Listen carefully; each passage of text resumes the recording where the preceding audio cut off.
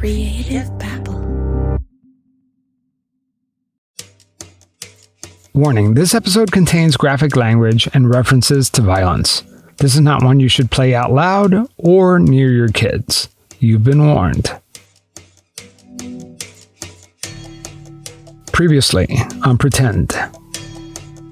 Claudia and David say that they are the victims of a cyber stalker, and the person sending these messages claims to be the daughter's doctor's husband, John Gresman. Yes, the doctor's husband, who they've never met.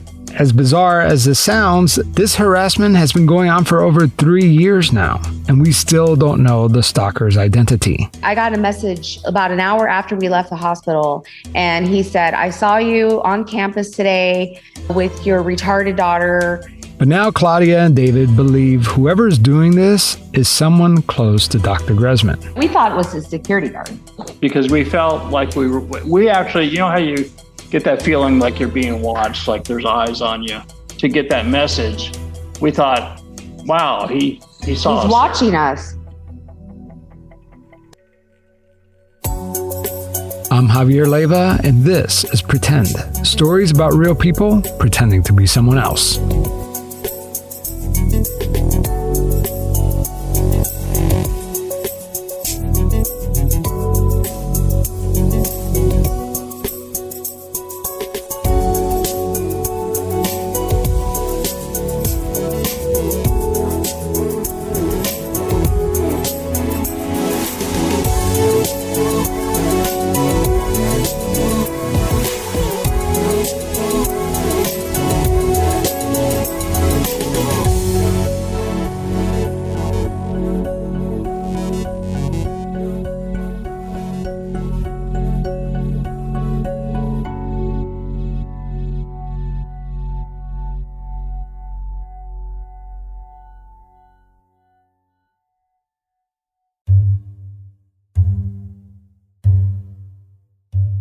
We're thinking that it was the security captain that is the one that's doing all this, because he said, I'm her go-to person. Right. Police returned to the hospital to talk to the security captain, Ryan Fremstad. Fremstad told police that he has nothing to do with these fake accounts. He believes that the Rodriguez family were the ones who created it. Meanwhile, Claudia and David continue getting harassing messages from the person claiming to be the doctor's husband. The text messages read, quote, "Still in your neighborhood, I see 2 cars on the lot that I feel like, ha ha ha." Unquote.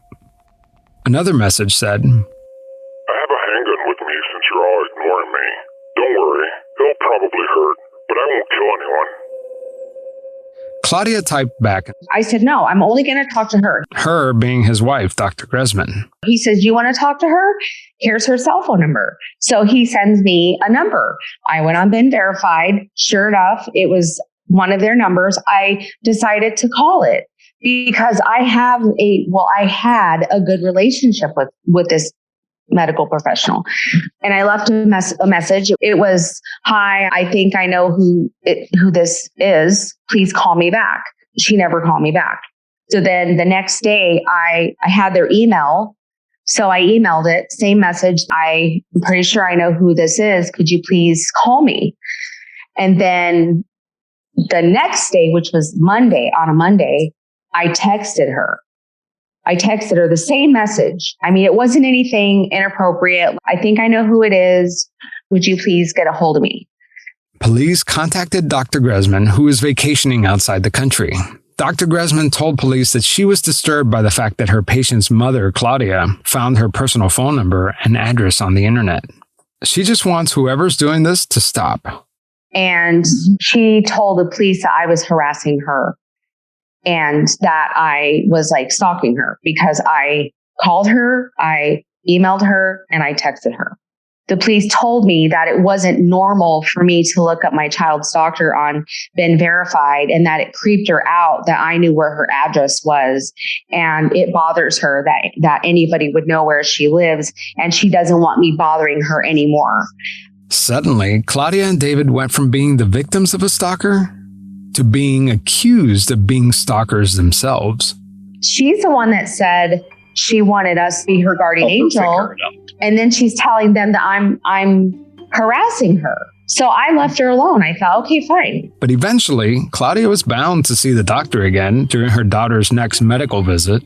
My daughter had an appointment to see her for a post-op appointment, and her office called and said that this doctor was no longer available to do my daughter's post-op appointment, and she pushed her off to a different provider.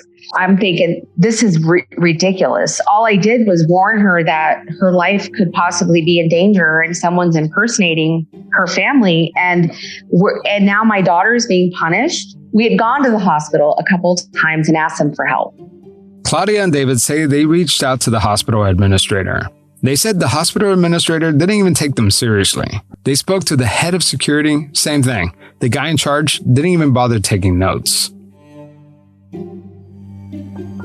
One time, security guards circled us and escorted us off the property. And so eventually we got a certified letter from this place that basically said there was a breach of doctor-patient confidentiality and do not come back. Do not use any of our providers. The next day, after being told that they were no longer patients of Dr. Gresman, the stalker redirected his rage towards Claudia and David. Claudia began receiving follow requests from Instagram profiles with the handle, quote, I want to lick Doc Gresman's crotch 40. Love me some Grace G, fetish vagina lover, Grace Gresman's go-to guy. Every single one of these handles contained the doctor's name with some sort of vulgarity, except for that last handle that included the phrase go-to guy. The same phrase Dr. Gresman used to describe the hospital security captain. Since being kicked out of Dr. Gresman's practice, Claudia took her daughter to go see a new gastroenterologist. After her appointment, Claudia received a text mocking the fact that Dr. Gresman dropped them from her practice. No one other than the Rodriguez family knew about the appointment with the new doctor. Then, the next message was a picture of the Rodriguez's house. It said that they were being watched. This guy put a threat out to our home, and he said, I'm in your neighborhood and I'm going to kill your family. I'm going to kill you. When did it go from this is weird, Right. Instagram, to stalking? Because like what you just told me, that was a big jump. He stopped using Instagram probably mid-September, and he switched over to burner phone numbers. He started using different phone numbers and texting us. When we come back, there's a new threat, and this time, the police plan to catch the perpetrator in the act. On September 29th, 30th of 2019, he put a threat out that he was in the neighborhood. He was going to do damage to our property, our kids, our vehicles. We called the police. They thought it was funny, they didn't take it seriously. They just said, you know what, if he keeps bothering you, just call us back. We'll come back. When we thought, we felt a danger, we would call the police. David says that one night he received 5 phone calls in a span of 1 hour. And you might be asking yourself, why don't they just block this guy's number? Well, the problem is that all 5 calls came from different numbers. So, but when the police came out, they would say the same thing. If something happens, if you feel threatened, call us. And then he sent a text saying, I see the cops were at your house. Why'd you call? Why'd you get the cops involved? Some of the messages said, quote, Decided to drive away from your neighborhood since they want to be tough asses there. He's referring to the cops at the Rodriguez's house. And then he threatened the cops through the text. He said, I don't, not scared of cops. I'll beat their faces in. The stalker said, Near your house. I'm not scared of those tough-ass cops. I'll blow their faces off before they can even pull a taser on me. If you keep ignoring me, I'll take a gun to your face. I emailed the police that message, and 6 of them came back, and they did surveillance on our home all night long. From midnight till 6 a.m. Right. And he's texting me this whole time. And would you text back? Well, here's the thing. Normally I wouldn't. But the policeman that was standing in my kitchen, he said, start communicating and see what kind of information you can get out of him. So I did. And I said, I want to know why you're bothering us. And he said, okay, fine. I'll tell you the truth. My wife doesn't like you. She thinks that you're doing harmful things to your kid. You made your daughter cry in clinic. It made her mad. She was going to call protective services on you and then changed her mind. So we decided to go this route and make your life a living hell. And I'm really sorry. This whole time, Claudia and David believe that it's the security captain from the hospital sending these messages. They're hoping that the police stakeout leads to new evidence. Maybe they could catch the stalker in a lie. Well, I said, there's numerous profiles. How could it just be you? And he said, it's not just me, it's her too. She being Dr. Grace Gresman and John Gresman, the alleged stalker. She's doing it and I'm really sorry and I won't do it again. Just nonsense like that.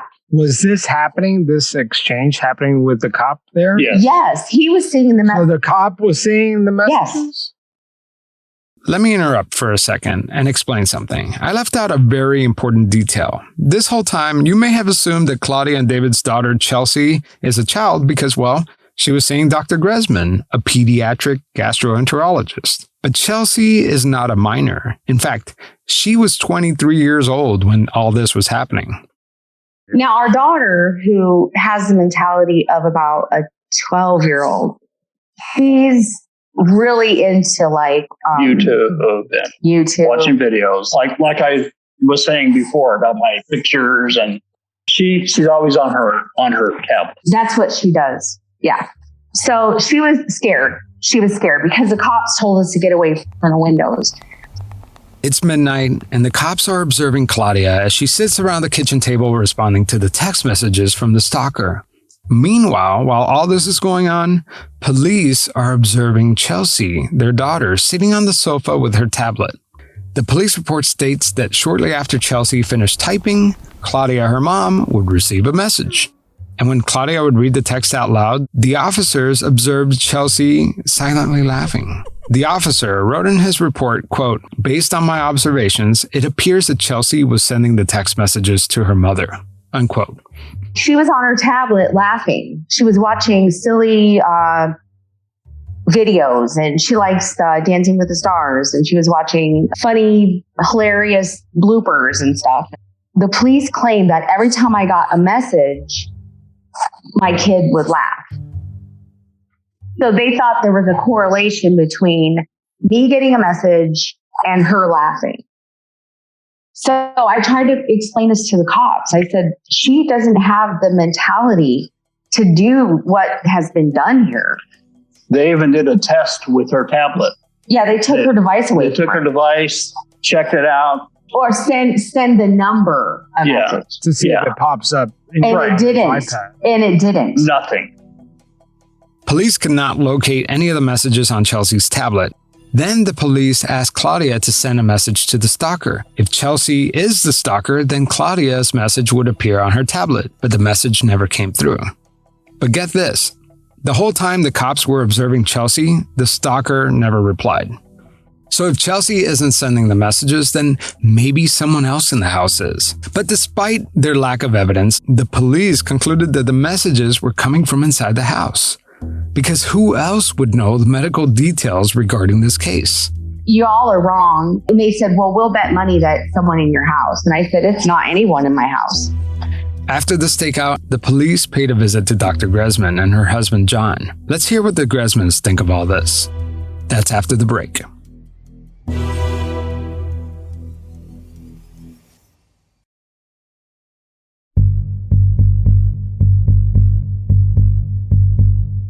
The day after the 6-hour surveillance of our house, the day after Phoenix police visited their house, the perpetrator's house, and the police report has the doctor's words on there, what she told the police, and they mirrored what he was saying to my wife during the 6 hours.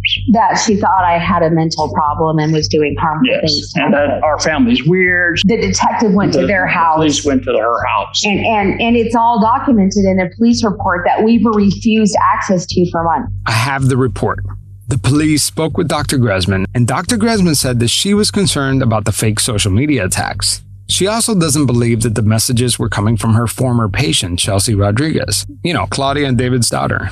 Dr. Gresman told police that Chelsea has the mentality of a 4-year-old and couldn't put a full sentence together. Dr. Gresman believes that Claudia and David are the ones sending these messages because they're upset that Chelsea no longer requires pediatric care and would be better served at an adult facility. I'm guessing that the doctor believes that this is just retaliation for getting kicked out of her practice. The officer also noted that Dr. Gresman found it disturbing that Claudia looked her up on BINGE Verified and now has her personal phone number and her husband's email. She told the police that whoever's doing this needs to stop because it's not normal behavior. And after the cops visited Dr. Gresman and had a stakeout at Claudia and David's house, the stalking just stopped. October rolled around and nothing. November, December came and went and no new messages from the stalker. It's now January 2021 and things are still quiet. Claudia and David believe that the worst is finally behind them. The police must have spooked the stalker away. So we didn't know what was going on with the investigation for 3 months. So we just tried to, lay low, let them do their job, stay out of their way. So January 9th of last year, I get a bang, bang, bang on our front door. So I'm already paranoid as it is. I was scared, especially after what we'd been through. So I didn't answer it. I just waited for the gentleman to walk away and I pulled a business card out of our screen door and it was the detective. So I called at work and I said, the detective showed up and maybe he has an answer for us. So I called him from my route, my mail route. And I told him, I said, yeah, my wife said that you were by the house. And he said, yes, I did the subpoenas of Instagram and it turned out everything came from your house. And I said, that's impossible. And he said, nope, everything came from your house. Next time on Pretend, the police get a warrant and are able to identify where the messages are coming from. They said it's not Dr. Gresman or her husband, John. The messages originated inside the Rodriguez's house. What the hell is going on? That's next time on Pretend.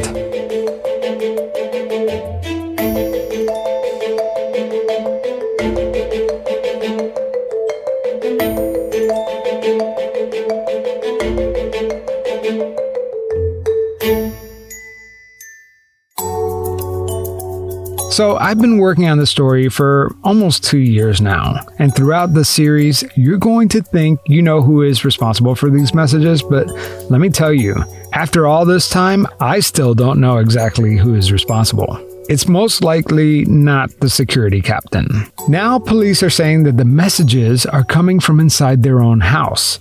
Is it possible that Claudia and David are doing this to themselves? Or maybe it's one of their 5 kids?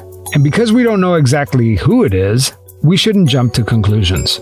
That's why it's important to withhold everyone's identity to protect all those involved. Any new evidence I collect during my reporting, I will be handing over to law enforcement. Whoever is doing this is dangerous. I've read hundreds of these messages and the person responsible is deeply disturbed. Keep listening, but also have an open mind. Things are not what they seem. You can binge all episodes of this series right now. Become an Apple Podcast subscriber on Pretend Plus or a Patreon supporter, and then you'll get all episodes right away. Remember, if you're a victim of a cyber stalker, there are resources that can help. If a stalker calls you, don't answer the phone or respond to the messages. Alert your neighbors, your coworkers, so that they can be on the lookout for any suspicious activities. And if you have kids, make sure you talk to them about what to do in case of an emergency. Again, go to stalkingawareness.org to learn what kind of resources are available to you. All right, I'll talk to you next week.